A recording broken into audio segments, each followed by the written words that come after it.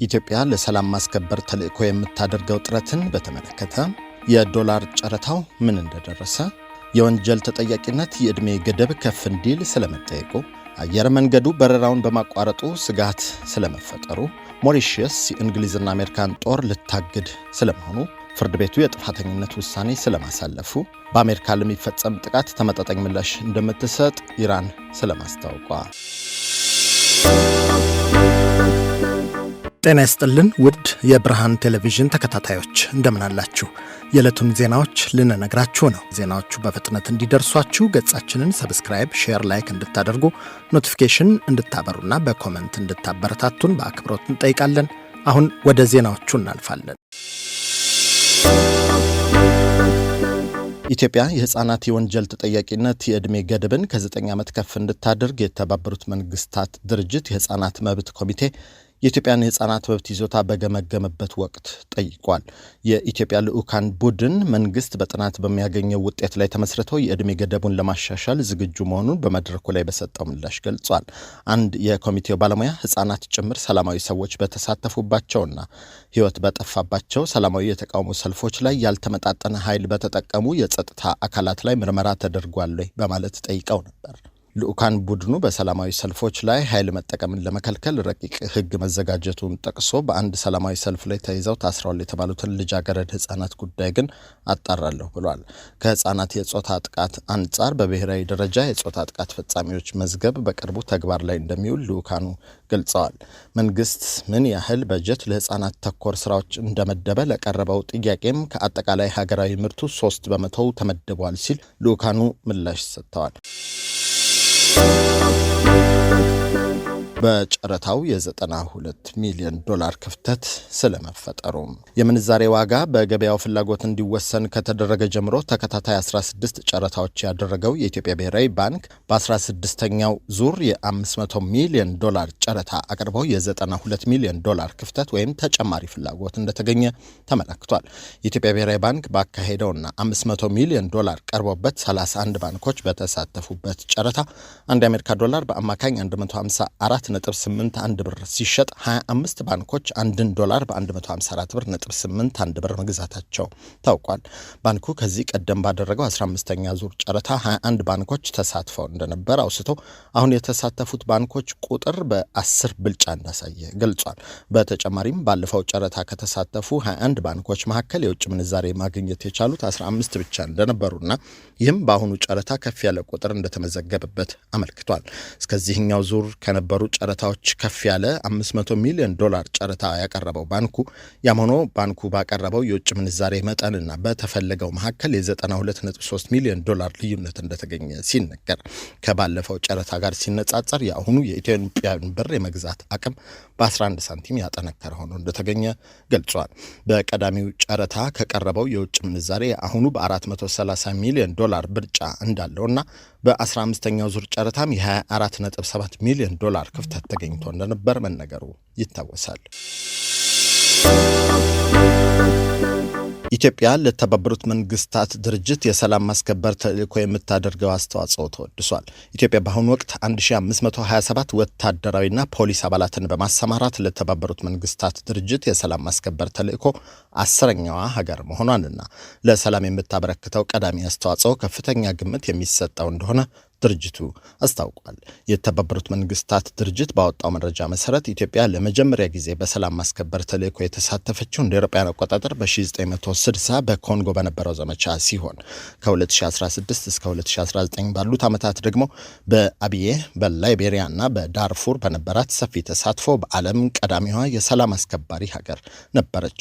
በአሁኑ ወቅት 164 ሴት የሰላም አስከባሪዎችን ያሰማራች እንደሆነ የተነገረ ሲሆን የነሱ መገኘት በተለይም በአስቸጋሪ የግጭት ቀጠናዎች ውስጥ ውጤታማነትን ለመጨመርና ከማህበረሰቡ ጋር እምነትን ለመገንባት ትልቅ ሚና እየተጫወተ ይገኛል። ምን የተባለው እስካሁን ባለው ሂደት 142 ኢትዮጵያውያን የሰላም አስከባሪዎች በተባበሩት መንግስታት ድርጅት ሰንደቅ ዓላማ ስር ህይወታቸውን መስዋዕት ማድረጋቸው የተገለጸ ሲሆን ድርጅቱ ለኢትዮጵያ ሰላም አስከባሪዎች አገልግሎትና መስዋዕትነት ምስጋናውን አቅርቧል።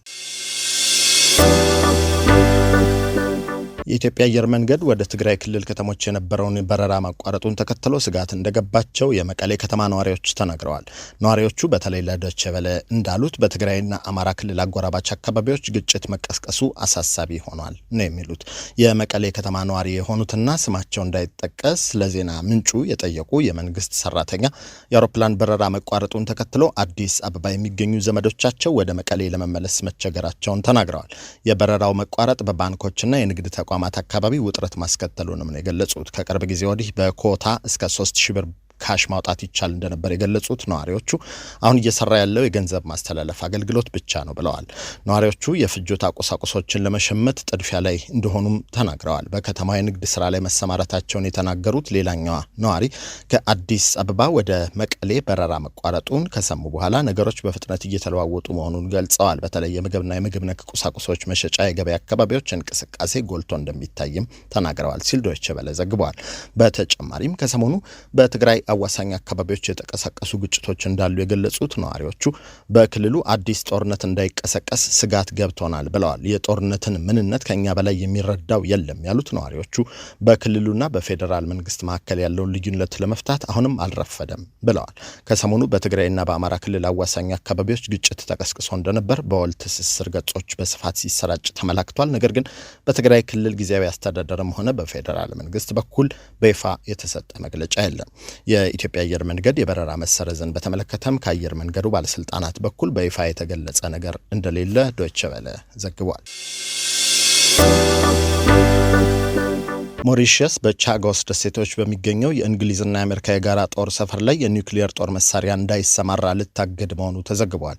እንደ አውሮፓውያን አቆጣጠር ጥቅምት 3 ቀን 2024 እንግሊዝ ዲዬጎ ጋርሺያን ጨምሮ በህንድ ውቅያኖስ የሚገኙትን የቻጎስ ደሴቶች ሉዓላዊነት ለሞሪሸስ ለማስተላለፍ መስማማቷን አስታውቃ ነበር።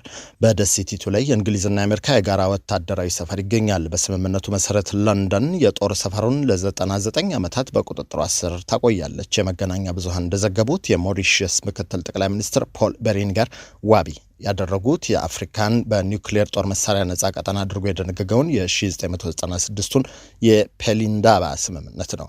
ቤሬንገር እንዳሉት ስምምነቱ የኒውክሊየር ጦር መሳሪያዎችን ማከማቸትና መሞከርን የሚከለክል ቢሆንም በአፍሪካ ሀገራት በኩል ተጭኖ ማለፋቸውን ግን አይከለክልም። ቀደም ሲል የእንግሊዝ ባለስልጣናት የደሴቶቹ ሉዓላዊነት መተላለፍ በወታደራዊ ካምፑ ስራ ላይ የሚያመጣው ተጽዕኖ እንደሌለ ገልጸው ነበር። ሆኖም ባለፈው እሁድ የወጡ ዘገባዎች እንደሚያመላክቱት አሜሪካ የቻጎስ ደሴቶችን ለሞሪሸስ የመስጠትን ስምምነት ውድቅ አድርገው ነበር። ቀደም ሲል በእንግሊዝና በአሜሪካ መካከል በተደረገ ወታደራዊ ስምምነት ምክንያት የአሜሪካ ይሁንታ የግድ አስፈላጊ ነው። በተጨማሪም ስምምነቱ እስካሁን በእንግሊዝ ምክር ቤትም አልጸደቀም ተብሏል። የኔዘርላንድ ፍርድ ቤት ማክሰኞ ዕለት ስደተኞች የሚሰቃዩበትና ቤተሰቦቻቸው የሚበዘበዙበትን የሰዎች ዝውውር ወንጀል ሲመራ የነበረ አንድ ኤርትራዊ ግለሰብ ላይ የ20 ዓመት እስራት ፈርዷል። ፍርድ ቤቱ አማኑኤል ወሊድ የተባለው ግለሰብ ስደተኞችን ከኤርትራ በሊቢያ በኩል ወደ አውሮፓ በሚያጓጉዝበት ወቅት ሰብአዊነት በጎደለው መልኩ ይይዛቸው እንደነበር ገልጿል። የችሎቱ ሰብሳቢ ዳኛ ሬኒ ሜላርድ ለአማኑኤል ወሊድ ሲናገሩ ያንተ ብቸኛ ዓላማ የተሻለ ሕይወትን ከሚፈልጉ ሰዎች ላይ የምትችለውን ያህል ከፍተኛ ገንዘብ መሰብሰብ ብቻ ነበር ብለዋል። በሰሜናዊቷ ኔዘርላንድስ ከተማ ዙወለ የሚገኘው ፍርድ ቤት የዘራፊ ቡድን አባላት በኔዘርላንድስ የሚገኙ ቤተሰቦችን በስልክ እያስማሙ ሰዎችን ግርፊያ ይፈጽሙባቸው እንደነበር ሰምቷል። ቤተሰቦቻቸው ስቃይ እንዲቆም ክፍያ እንዲፈጽሙ ይጠየቁ ነበርም ተብሏል።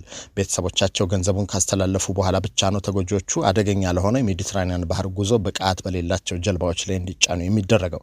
በዚህ የባህር ጉዞ ላይም ብዙ ሰዎች ሰጥመው ጠፍተዋል። አቃቤ ሕግ ግለሰቡን በሰዎች መነገድ፣ በማስፈራራት ገንዘብ በመቀበል ታጋቾችን መያዝና ጾታዊ ጥቃት ወንጀሎችን የመፈጸም ዓላማ ያለውን የወንጀል ቡድን በመምራት ከሶታል። በዚህ ምክንያት የ20 ዓመታት ከፍተኛ የእስራት ቅጣት እንዲበየን ጠይቋል። ዳኛ ሜላርድ በበኩላቸው ሲናገሩ የወንጀሉ አሰቃቂነት እና መጠነ ስፋት የ20 ዓመት የእስራት ቅጣትን ተገቢ ያደርገዋል ማለታቸው ተሰምቷል። ቴህራን በአሜሪካ ለሚፈጸም ውስን ጥቃት እንኳ ተመጣጣኝ ምላሽ እሰጣለሁ ብላለች። የኢራን ምክትል የውጭ ጉዳይ ሚኒስትር ካዘም ጋሪባባዲ በሰጡት መግለጫ ኢራን በአሁኑ ወቅት ከዋሽንግቶን ጋር ምንም አይነት ውይይት እያደረገች አይደለም። ሆኖም የመገናኛ መስመሩ ክፍት መሆኑን ግን ተናግረዋል። የውጭ ጉዳይ ሚኒስትሩ እንዳሉት አሸማጋዮች ጦርነት መጀመር ለአሜሪካ ከፍተኛ ጉዳት እንደሚያስከትልባት ግልጽ እያደረጉ ይገኛሉ ነው የሚሉት። ቴህራንና ዋሽንግቶን ወደ ድርድር ጠረጴዛ ቢመጡ እንኳ ኢራን የጦርነት ዝግጁነቷን እንዳትቀንስ አያስገድዳትም። የዩናይትድ ስቴትስ ፕሬዝዳንት ዶናልድ ትራምፕ ኢራን ወደ ኒውክሌር ስምምነት ድርድር እንድትመለስ፣ ያ ካልሆነ ግን ብርቱ ወታደራዊ ጥቃት ሊከተል እንደሚችል ትሩዝ በተሰኘው የወል ትስስር ገጻቸው መጻፋቸው ይታወሳል። ኢትዮጵያ ለሰላም ማስከበር ተልዕኮ የምታደርገው ጥረትን በተመለከተ የዶላር ጨረታው ምን እንደደረሰ፣ የወንጀል ተጠያቂነት የዕድሜ ገደብ ከፍ እንዲል ስለመጠየቁ፣ አየር መንገዱ በረራውን በማቋረጡ ስጋት ስለመፈጠሩ፣ ሞሪሺየስ የእንግሊዝና አሜሪካን ጦር ልታግድ ስለመሆኑ፣ ፍርድ ቤቱ የጥፋተኝነት ውሳኔ ስለማሳለፉ፣ በአሜሪካ ለሚፈጸም ጥቃት ተመጣጣኝ ምላሽ እንደምትሰጥ ኢራን ስለማስታወቋ። ከብርሃን ቴሌቪዥን የዕለቱን ዜናዎች ነገርናችሁ። ዜናዎቹ በፍጥነት እንዲደርሷችሁ ገጻችንን ሰብስክራይብ፣ ሼር፣ ላይክ እንድታደርጉ ኖቲፊኬሽን እንድታበሩና በኮመንት እንድታበረታቱን በአክብሮት እንጠይቃለን። በቀጣይ ዜናዎች እስክንገናኝ ጤና ይስጥልን።